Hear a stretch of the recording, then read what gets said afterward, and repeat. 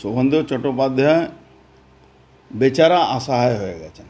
খড়দাতে এসে প্রথমে তো ভালো লাগলো, ছেলেকে দিয়ে তোলাবাজি করালেন। এখন কি হয়েছে, যারা লোকাল তোলাবাজ ছিল তারা দেখছে সব মাল তো কলকাতা চলে যাচ্ছে। লোকাল তোলাবাজ সঙ্গে ওনার এখন বনছে না। লোকাল তোলাবাজ মানে পার্থভৌমিক, তার সঙ্গে ওনার বনবে না। এবার মারামারি হচ্ছে, মার খাওয়ার জন্য মার খেতে হচ্ছে ওনাকে। কেন, আমি কাল আগের দিন বলেছিলাম কি পুলিশকে টোটাল কন্ট্রোল করছে অভিষেক ব্যানার্জি। তো পুলিশ যথারীতি যারা লোকাল এখান থেকে যারা যে তোলাবাজগুলো আছে, পার্থ তোলাবাজগুলো, এরা সব পুলিশ প্রোটেকশন পাচ্ছে। এখন উনি পুরনো নেতা মন্ত্রী আছেন, সরাসরি না পার্টির গে নাগরিক মঞ্চকে দিয়ে করাচ্ছেন, নিজে পার্টি অফিসে বসে থাকছেন।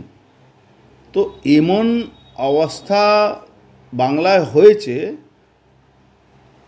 যার কোনো জবাব তৃণমূলের কাছে নেই। প্রত্যেকটা তৃণমূল যারা পুরনো কর্মী ছিল তারা প্রায় শোভনদেব চট্টোপাধ্যায়ের মতন অবস্থা হয়ে গেছে। যারা একটা সময় সিপিএম বিরুদ্ধে লড়াই করেছিল, শোভনদেব চট্টোপাধ্যায়ের মতন ওই জায়গা চলে গেছে। আপনি ওখানে কেন দেখছেন? তারপরে চলে যান আপনি বেলঘরিয়া, পানিহাটি, কামারহাটি, সবে কী অবস্থা আছে।